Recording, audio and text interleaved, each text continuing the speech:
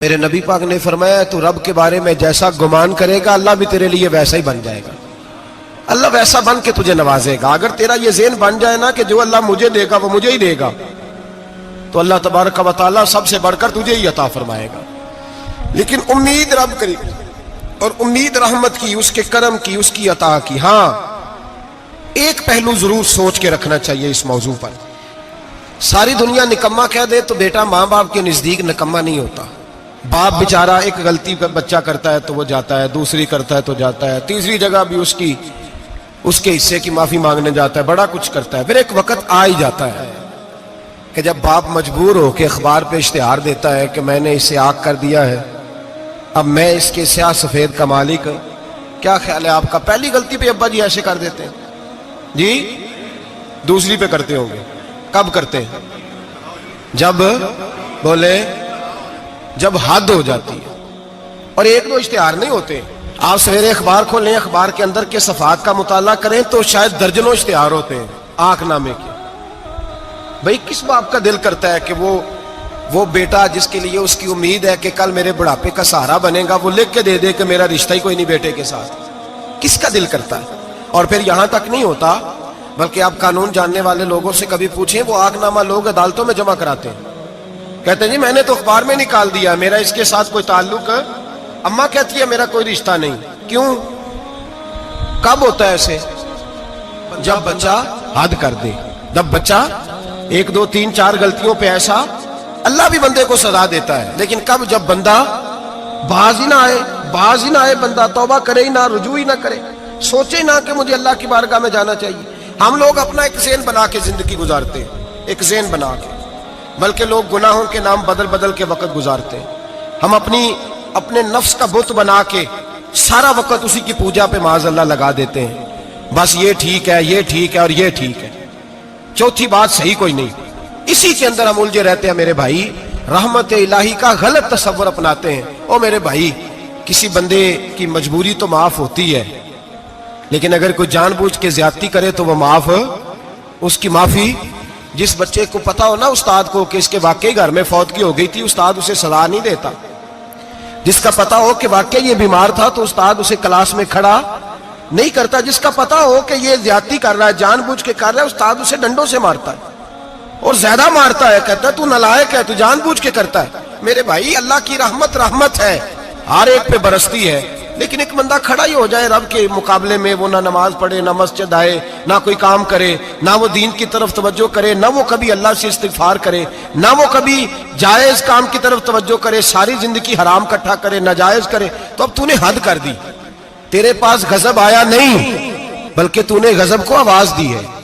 تو نے اللہ کے غضب کو، بولیے، اللہ کے غضب کو، غضب ہونا اور ہوتا ہے اور غضب کو آواز دینا، بولیے، غضب کو آواز دینا، ان میں فرق ہے میرے بھائی، یاد رکھیں. ہم آواز دیتے ہیں غضب کو، غضب ہوتا نہیں.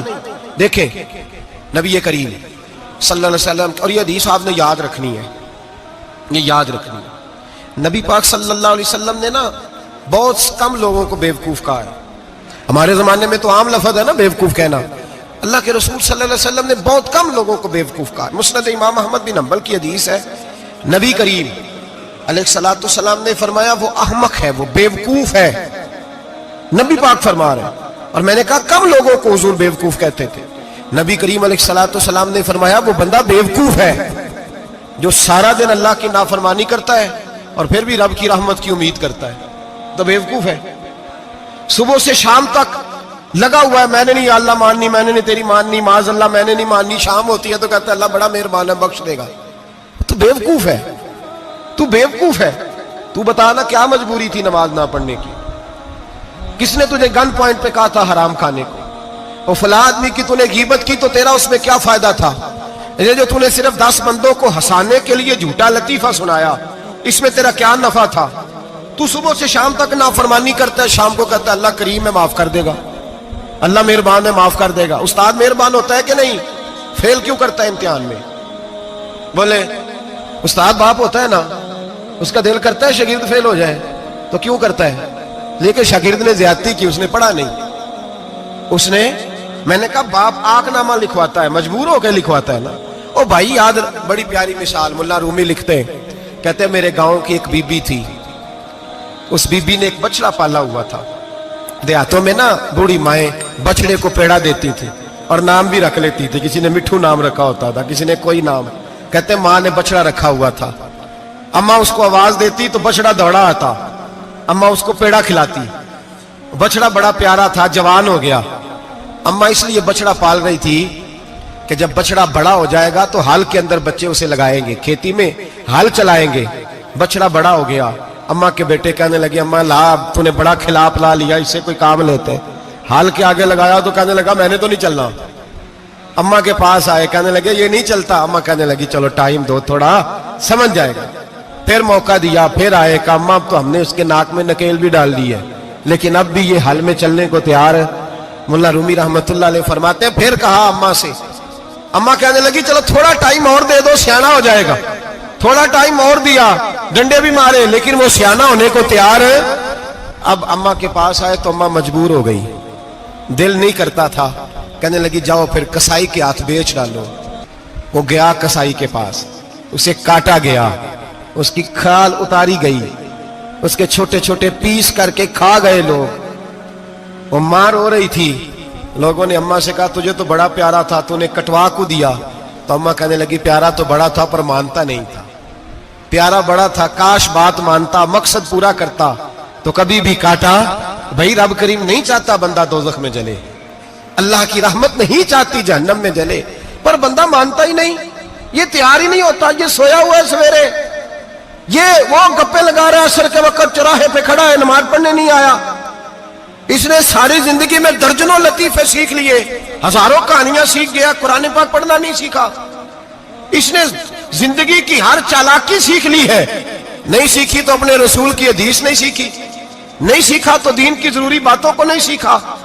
اب رب کی رحمت تو نہیں چاہتی کہ بندہ جہنم میں جائے، وہ تو مہربان ہے، لیکن رب کریم کا قانون کا تقاضا یہ ہے کہ جو احکام پورے نہیں کرے گا اسے پھر دوزخ میں ڈالا جائے گا۔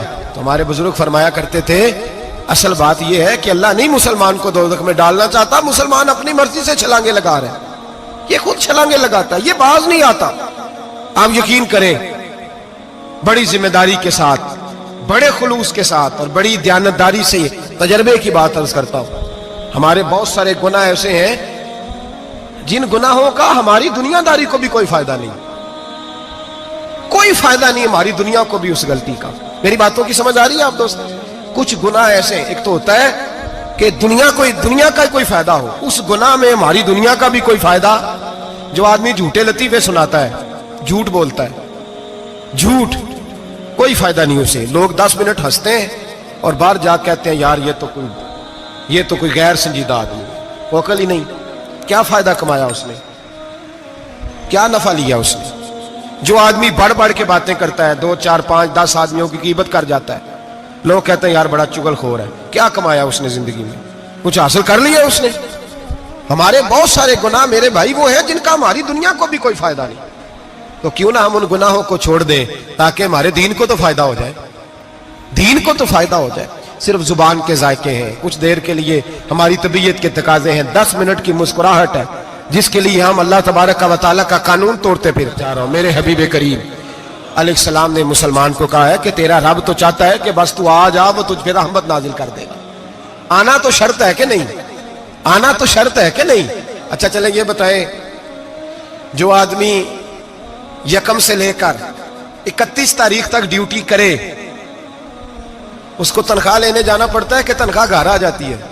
بول کے بتائیں۔ پھر بھی جانا پڑتا ہے، کہ میں نے ڈیوٹی پوری کی ہے، پھر بھی جانا پڑتا ہے۔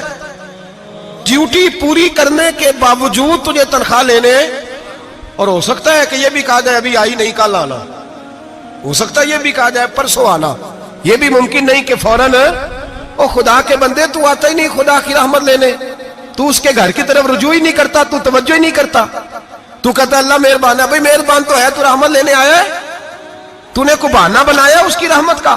اللہ کی رحمت قیمت نہیں مانگتی، بہانہ مانگتی ہے، پر بتا نا تیرا کوئی بہانہ ہے کہ نہیں؟ میرے نبی کریم سید عالم صلی اللہ تعالی علیہ وسلم نے فرمایا رب قیمت کا سوال اور نہیں مانگتا، یقین کریں نہیں مانگ، بندے قیمت مانگتے ہیں، آپ 100 دفعہ مسکرا کے بات کریں، ایک دفعہ نہ کرے تو کہتے ہیں مولوی صاحب امیر ہو گئے، اب تو صحیح سلام بھی نہیں لیتے۔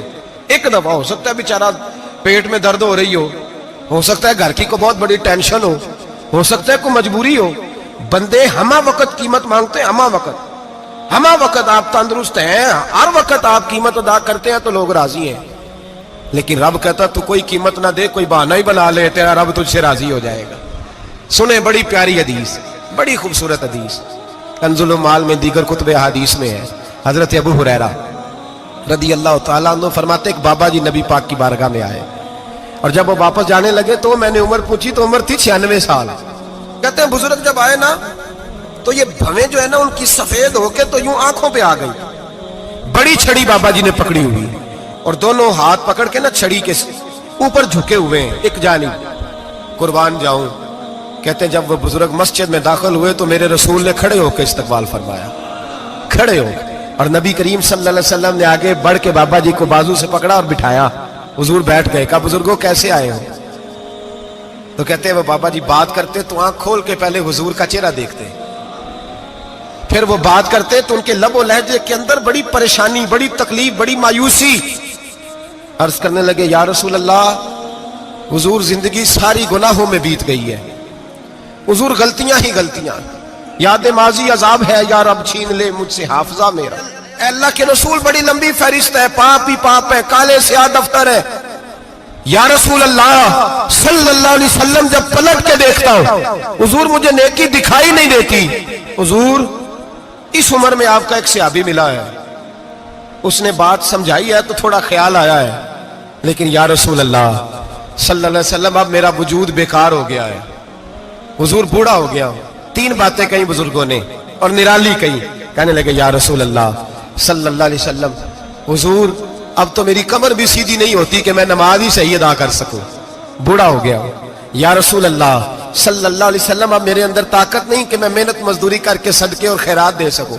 یا رسول اللہ صلی اللہ علیہ وسلم اب میں تلوار لے کے جہاد بھی نہیں کر سکتا، حضور نہ میں لمبی نمازیں پڑھ سکتا ہوں، آقا نہ میں صدقات و خیرات دے سکتا ہوں، محبوبہ نہ میں دین کے لیے کوئی جہاد کر سکتا ہوں، بیکار وجود ہے، بیکار وجود کو تو گھر والے برداشت نہیں کرتے، بچے دعا کرتے ہیں یا اللہ ابا جی کو پردہ دے دے، اماں کو پردہ دے دے، بیکار ہو گیا ہوں اور آج آیا ہوں تو مجھ بیکار کو میرا رب قبول کر لے گا؟ آج کلمہ پڑھوں تو بیکار ہوں، کسی کام کا نہیں، نہ نماز نہ صدقات نہ جہاد، قبول کر لے گا؟ حضرت ابو ہریرہ فرماتے ہیں جیسے برسات میں بارش کی جھڑی لگتی ہے، یوں مصطفیٰ کی آنکھوں سے جھڑی لگ گئی، حضور کھل کے روئے، کھل کے۔ اور میرے حبیب پاک نے فرمایا بزرگوں بڑے مجاہد ہیں، دین کے لیے جہاد کرنے والے بڑے ہیں، رب کریم کو آپ کی تلوار کی اتنی حاجت نہیں، اور فرمایا اس کے خزانے کوئی خالی تو نہیں کہ آپ ہی گویا صدقہ دیں گے تو بھرے جائیں گے، اور فرمایا پھر رب کریم کی شان میں اضافہ نہیں کرتی عبادتیں، وہ تو بندے کو نفع دیتی ہیں۔ میں بزرگوں نہ آپ جہاد کریں نہ آپ صدقات دیں، لا لمبی نمازیں پڑھیں، آپ صدق دل سے آ جائیں، اللہ کے رسول کا وعدہ ہے رب آپ کو بغیر حساب کتاب جنت عطا فرما دے گا۔ آنا تو شرط ہے کہ نہیں؟ آئیں تو صحیح، نہ پہنچے تو صحیح، آ جائیں، اس کو نہیں عادت صدقات و خیرات کی، جہاد کی، تبلیغ، آئے تو صحیح نا، ان العبد اذا اعترف ثم تاب تاب اللہ علیہ۔ میرے حبیب نے فرمایا بندہ جب رو کے کہتا ہے نا یا اللہ غلطی ہو گئی معاف کر دے، فرمایا میرا مالک اسے فوراً ہی معاف فرما دیتا ہے۔ تو آ تو صحیح، تو آتا ہی نہیں، تو آ ہی نہیں رہا، تو گھر میں بیٹھا ہوا ہے، تو سویا ہوا ہے، تو دکانداری کر رہا ہے، تو پیسے گن رہا ہے، تو آیا ہی نہیں، آ تو صحیح۔ بلکہ میرے نبی پاک فرماتے ہیں جب اللہ پاک کا بھاگا ہوا غلام آتا ہے پھر تو اللہ زیادہ راضی ہوتا ہے، پھر تو اللہ زیادہ راضی ہوتا ہے، زیادہ راضی ہوتا ہے، تو آ تو صحیح، پہنچ تو صحیح۔ بلکہ صوفیاء تو اور بات کرتے ہیں، وہ کہتے ہیں تو کبھی بھول کے بھی رب رب کرے تو اللہ تو اسے بھی قبول کر لیتا ہے، بھول کے۔ ملا رومی کہتے ہیں بنی اسرائیل کا بندہ ہے، صنم پتھر کو کہتے ہیں، بت کو کہتے ہیں، بت کے سامنے کھڑا ہے اور ساری رات کہتا ہے یا صنم یا صنم یا صنم، اے پتھر اے بت، ساری رات پکارتا رہا۔ رات گہری ہو گئی، نیند کا غلبہ، تھک گیا، سونے کے قریب آیا تو غلطی سے منہ سے نکل گیا یا صمد، یا صنم کی جگہ نکل گیا۔ رب کریم نے فرمایا جبریل دوڑ کے جا، جو مانگتا ہے اسے دے دے۔ حضرت جبریل عرض کرتے ہیں مولا بھول کے تیرا نام لے رہا ہے، بھول کے لے رہا ہے. تو رب کریم نے فرمایا چل نام تو میرا ہی لے رہا ہے نا, میرا لے رہا ہے نا یا اللہ. وہ اللہ کریم نے فرمایا جھوٹے کے سامنے ساری رات کا کھڑا ہے, ساری رات کا پکار رہا ہے, اسے کچھ نہیں ملا, تو سچے کا نام لیا ہے. اگر میں بھی کچھ نہ دوں اور بت میں اور مجھ میں فرق کیا رہ جائے گا؟ جا جو مانگتا ہے جھولی بھر کے دے, نام تو لیا ہے نا. او بھائی تو بہانا تو بنانا, وہ آ تو صحیح نا, تو یہاں آ جا, پہنچ جا, آ جا, بس بیٹھ جا, اس کی بارگاہ ناز میں حاضر تو ہو نا. تجھے فرصت ہی نہیں. تو یاروں کے لیے ٹائم نکالتا ہے, بازاروں کے لیے ٹائم نکالتا ہے, گلیوں کے لیے ٹائم نکالتا ہے, چوکوں چوراہوں کے لیے ٹائم نکالتا ہے, ہفتے میں ایک دن ہوٹلنگ کے لیے بھی جاتا ہے, لیکن کبھی چھپ کے 2 نفلوں کی تجھے توفیق نہیں ہوتی. اور میں کئی دفعہ کہہ چکا ہوں, جس بندے کو بغیر عبادت کے رزق زیادہ ملنے لگ جائے اس پر آزمائش ہوتی ہے رب کریم کی. اللہ فرماتا ہے اس کو پیسے دو, اسے آنے نہ دینا, اس کو چل پیسے دوڑ جا. لوگ سمجھتے ہیں میں بڑا ذہین ہوں, عقل مند ہوں, دیکھو میں اپنی ہوشیاری سے, چلاکی سے آگے نکل گیا. تو آزمائش ہے, یہ تو آزمائش ہے رب کریم کی طرف سے, یہ تو اس کی خفیہ تدبیر ہے. میرے بھائی اس کی بارگاہ ناز تک جو آ گیا, آنا تو ہماری ذمہ داری ہے کہ نہیں, پھر اس کی رحمت آگے بڑھ کے استقبال کر لیتی ہے, پھر اللہ کا فضل اس کو تھام لیتا ہے اس بندے کو. اور خدا کی رحمت کتنی زیادہ ہے. میرے حبیب کریم سید عالم صلی اللہ علیہ وسلم نے فرمایا اللہ نے اپنی رحمت کے 100 حصے کیے. حضور فرماتے ہیں ایک حصہ اللہ نے دنیا میں نازل کیا ہے. کتنا؟ ایک حصہ. فرمایا یہ جو ماں بیٹے سے پیار کرتی ہے, باپ بیٹے کے لیے مزدوری کرتا ہے, یہ جو بہن بھائی کے لیے روتی ہے, یہ جو بیوی شوہر کے لیے دعا مانگتی ہے, یہ جو بچے ماں باپ سے پیار کرتے ہیں, فرمایا یہ اس ایک رحمت کا نتیجہ ہے, ایک رحمت کا نتیجہ. تو صحابہ کہنے لگے یا رسول اللہ وہ 99 کدھر ہیں؟ نبی پاک نے فرمایا رب کریم نے سنبھالی ہوئی ہے, قیامت کے دن تمہیں عطا فرمائے گا. ابھی تو ایک نازل کی ہے, ابھی اللہ نے. ایک بزرگ تھے, ہمیں تفسیر پڑھایا کرتے تھے, تفسیر کے استاد تھے. میں نے ان سے ایک دن کہا, میں نے کہا حضرت صاحب کچھ باتوں میں نا میں اڑ جاتا ہوں, میں اپنے آپ کو اتنا لائق نہیں سمجھتا, تو کہیں کہیں نا ذہن الجھ جاتا ہے, تو کبھی الجھ جاتا ہوں. ایک سوال کئی دنوں کا ہے, اصول تفسیر کا مسئلہ ہے, تو ذرا کچھ چیزیں ایسی ہوتی ہیں بزرگ کہتے ہیں جو کتابوں سے نہیں ملتی, صرف سینوں سے ملتی ہیں. کورس تو فقط لفظ ہی سکھاتے ہیں, یہ آدمی ہے جو آدمی بناتے ہیں. میں نے کہا صاحب یہ سمجھ نہیں آئی کہ یہاں بھی صاحب وہاں بھی صاحب. کہنے لگے جی کس طرح؟ میں نے کہا جی یہاں قبر میں بھی سوالوں کے جواب اور پھر قیامت میں بھی. مجھے کہنے لگے جاؤ امام راضی کی تفسیر اٹھا کے لاؤ. میں تفسیر ان کے سامنے لا کے رکھی, تو کہنے لگے یہ سیدنا یوسف علیہ السلام کا واقعہ ذرا دیکھو تفسیر یوسف میں, اس میں ایک عجیب بات لکھی ہے. حضرت یوسف علیہ السلام کے زمانے میں قحط ہو گیا, تو جناب یوسف علیہ السلام نے, کیونکہ آپ اللہ کے نبی سے پہلے سے جان گئے قحط ہوگا, تو حضرت یوسف نے گندم پہلے سٹاک کر لی تھی بہت زیادہ. باقی علاقوں میں جب قحط پڑا نا, اب سب لوگوں نے مصر کی طرف رجحان کیا گندم لینے کے لیے. تو حضرت یوسف علیہ السلام نے نا شہر کے دروازے پر بندے کھڑے کر دیے. فرمایا جو بندہ آئے نا اس سے 2 سوال پوچھنا. جو آئیں گے لوگ گندم خریدنے, جو آئے 2 سوال پوچھنا. ایک پوچھنا کہاں سے آیا ہے, اور ایک پوچھنا لے کے کیا آیا ہے. ایک پوچھنا, سمجھ آ رہی ہے بات, اور دوسرا پوچھنا کہ لے کے سونا لے کے آیا ہے, چاندی گندم خریدنی ہے تو کیا چیز لے کے آیا ہے, کہ نگد پیسے لایا ہے, یہ پوچھ لینا. جو آئے 2 باتیں پوچھنا, ایک پوچھنا کہاں سے آیا ہے اور دوسرا پوچھنا کیا. ایک روایت میں 3 سوال بھی ہیں, لیکن فرمایا پوچھنا 2 سوال ضرور. انتظار تھا نا بھائیوں کا کنان سے آنے والوں کا. فرمانے لگے سب سے 2 سوال پوچھنا, جب کنان والے آئے نا ان سے صرف اتنا پوچھ لینا کہ وہ کہاں سے آئے ہیں. اگر پوچھے نا کنان سے آئے ہیں تو پھر یہ نہ پوچھنا کیا لے کے آئے ہیں, پھر میں جیب میں خود ٹٹول لوں گا وہ کیا لے کے آئے. باقیوں سے 2 سوال. جب میرے بھائی آئے نا, بھائی بھائیاں دے ویری ہوندے تے بھائی بھائیاں دیاں باواں, جب میرے بھائی آئے تو ان سے یہ نہیں پوچھنا کہ وہ کیا, بس یہ پوچھنا کہ کہاں سے, اتنی بات پوچھنا, باقی میں پوچھ لوں گا. آپ فرمانے لگے رب بھی فرشتوں سے کہتا ہے تم قبر میں نا میرے بندوں سے زیادہ سوال نہ کرنا, بس یہ پوچھ لینا مجھے مانتے ہیں, میرے نبی کو مانتے ہیں. قبر میں تم اتنے سوال پوچھ لینا, باقی لے کے کیا ہے وہ میں خود ہی پوچھ لوں گا. فرشتوں کے سامنے رب کریم اپنے بندے کو بے آبرو کرنا, بس تو یہ بتا دے اللہ رسول کو مانتا ہے کہ نہیں.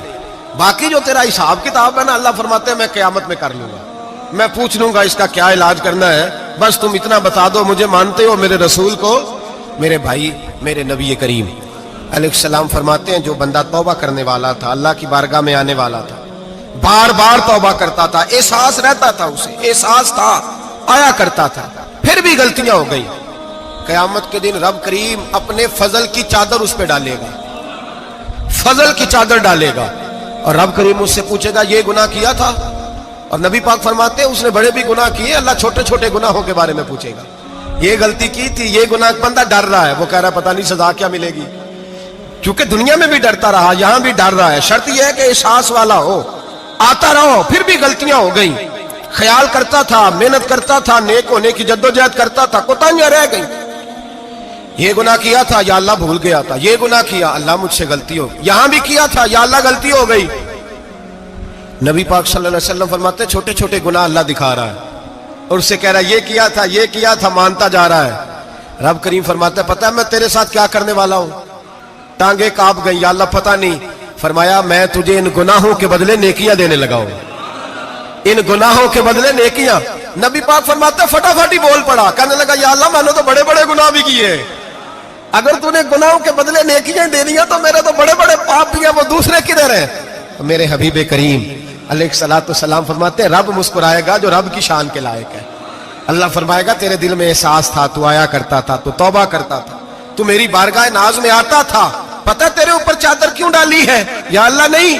فرمایا میں تجھے اپنی رحمت کی چادر میں چھپا کے جنت میں داخل کرنا چاہتا ہوں.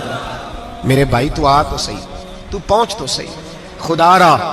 یہ جو جتنی دنیا داری ہے نا, یہ تو آپ ہر وقت کریں گے تو راضی ہوں گے لوگ, ہر وقت. اور یہ جو ہم نے پلاننگ کی ہوئی ہے نا کہ میں فلانا کام کر کے سیاڑا ہو جاؤں گا, تو اتنی مہلت نہیں دی اللہ پاک نے. وہ کہتا فوراً آ, اپنی منصوبہ بندی بدلیں, رحمت الہی کی جانب توجہ کریں, اپنا ذہن رب کریم کے بارے میں کرم والا بنائیں, اور یہ ارادہ کریں کہ میں اس کی بارگاہ میں آؤں گا تو وہ مجھے عطا کرے گا. اپنے بازو پہ بھروسہ نہ کریں, اپنی عقل پہ بھروسہ نہ کریں, بھروسہ جب بھی کرے خدا کی رحمت پہ کرے, اس کے فضل پہ کریں, اس کے کرم پہ کریں, اور ذہن بنائیں کہ اللہ معاف کرنے والا ہے. ہمارے ذمہ یہ ہے کہ ہم اپنے گناہوں کا احساس پیدا کریں, ہماری ذمہ داری یہ ہے کہ ہم توبہ سچی اور کھری کریں, ہماری ڈیوٹی یہ ہے کہ ہم اللہ کی بارگاہ میں صحیح معنوں میں حاضری دیں. ہم توبہ بھی جھوٹی کرتے ہیں, بلکہ اگر میں کہوں کہ مذاق کرتے ہیں. شب برات آنے والی ہے نا, کس دن ہے, جمعرات کو شب برات آئے گی. کچھ لوگ تو خیر ویسے ڈٹ جاتے ہیں, کہتے ہیں ہم نہیں مانتے, وہ پکے لگے ہوئے ہیں, وہ کہتے ہیں نہیں عبادت نہیں کرنی چاہیے. میں نے کہا یار بس کرو, چھوڑ دو. اب اللہ کی عبادت کرنے کے لیے بھی تم سے سند لینی پڑے گی کہ مولوی صاحب اجازت دیں, نفل پڑھ لیں, اجازت لینی پڑے گی. اور بندے بڑے سمجھدار ہیں, وہ کوئی سیاسی بندہ دوسری پارٹی کا آ جائے تو اسے مطمئن کر لیتے ہیں, کچھ مسئلہ دوسری جماعت کا مسئلہ پوچھ لے, کہتے ہیں مولوی صاحب پوچھ کے دساں گا. یہ موٹی سی بات ہے. شب رات کو کیا ہوتا ہے, عبادت. کیا ہوتا ہے, بول کے بتائیں, یہی ہوتا ہے نا. تو اس کے لیے سرٹیفکیٹ کی ضرورت ہے جی. والذین یبیتون لربہم سجدا وقیاما, اللہ فرماتے ہیں میرے بندے ساری رات گزار دیتے ہیں یا قیام کرتے ہوئے یا سجدہ کرتے ہوئے. اس کے لیے سرٹیفکیٹ کی ضرورت ہے. بڑی جلدی مسئلہ پوچھنے آ جاتے ہیں لوگ. ہاں, ایک وہ ہے جو مانتے ہی نہیں سرے سے, ایک وہ ہے جو بڑا عجیب مانتے ہیں. وہ کہتے ہیں شب رات ہے, چھوٹا گوشت ہی نہیں مل رہا دکان سے. بھئی شب رات گوشت کھانے کا دن ہے, حلوہ کھانے کا دن ہے شب برات, موج کرنے کا دیہڑا آ گیا شب برات. شب رات آئی ہے, پہلے کلو گوشت آتا تھا, اب 2 کلو لے لو. یہ کون سا طریقہ ہے شب برات منانے کا؟ اور پھر شب برات منائی جائے گی. معراج شریف سے پٹاخے چل رہے ہیں روز شام کو, چلتے ہیں نا؟ نہیں, میں کہ اور مینوں غلطی لگتی, تسی بولے نہیں نا. چلتے ہیں پٹاخے. کون بیچتا ہے پٹاخے؟ ہندو, سکھ, یہودی. چلاتا کون ہے؟ کس نے کہا ہے چلانے کو؟ اس میں کوئی کسی فرقے کا بھی اختلاف نہیں ہوتا. ڈرنا چاہیے اللہ پاک سے. اللہ جہنم کی آگ ٹھنڈی کرتا ہے, ہم جلاتے ہیں شب رات کو. رب فرماتا ہے ٹھنڈی ہوگی, ہم جلا رہے ہیں. بچے پٹاخوں کے پیسے پڑوسی سے لے کے آتے ہیں کہ ہم سے لیتے ہیں؟ ہم منع کیوں نہیں کرتے؟ جوتے نہ پالش کرنے پہ تو تھپڑ لگتے ہیں, تو پٹاخے والے بچے کو نہیں پوچھا جا سکتا؟ باپ کی ذمہ داری ہے. اور محدثین نے مسئلہ لکھا ہے, اگر بچہ نابالغ کوئی غلطی کرتا ہے تو اس کا باپ ذمہ دار ہے, جواب دے اس کی جگہ پہ. ان کو سمجھائیں. شب برات آئے گی, پھر توبہ ہوگی, ہر مسجد سے رونے کی آواز آئے گی, زور زور سے لوگ روئیں گے, تڑپیں گے, اجتماعات ہوں گے, بڑے بڑے اجتماعات ہوں گے. توبہ کریں گے لوگ, کریں گے نا انشاءاللہ تعالی, آئیں گے نا لوگ مسجدوں میں. پھر سویرے جھوٹ بند ہو جائے گا نا, اگلی صبح ملاوٹ ختم, کم تولنا ختم. یہ کیسی توبہ ہے؟ وہ دکاندار جو شبرات والے دن غلط سوجی فروخت کر رہا ہے, ملاوٹ والی چینی بیچ رہا ہے تاکہ دوائیوں